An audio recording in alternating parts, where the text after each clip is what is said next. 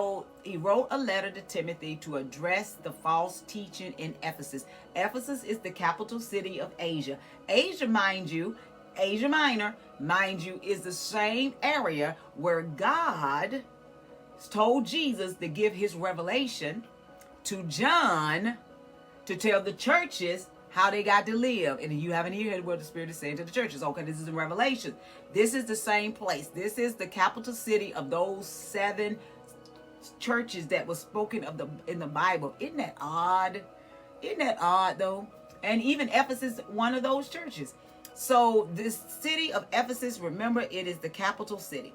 And so there's nowhere in the Bible where Paul preached directly to, tell Timothy to preach directly to the women and say, you can't preach, go sit down, don't you talk, don't get over men. There's nowhere in the scripture where, or in the Bible, or in Timothy, where Paul told him to go directly to women and tell them. But isn't it odd how we do that? You got pastors saying, women ought not to preach, women need to sit down, y'all don't need to be doing it, you're out of order.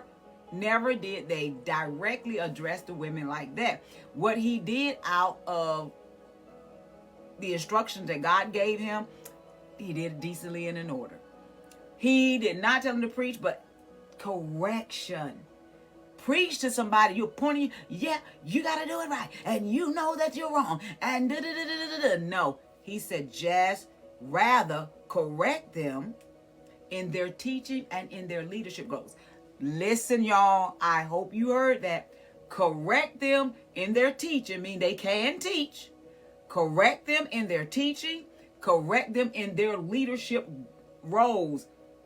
Make sure if they're going to be leaders, you give them the correct way to lead. This is what he wrote to the church in Ephesus, to correct the women in the way they were teaching and the way they were leading the church.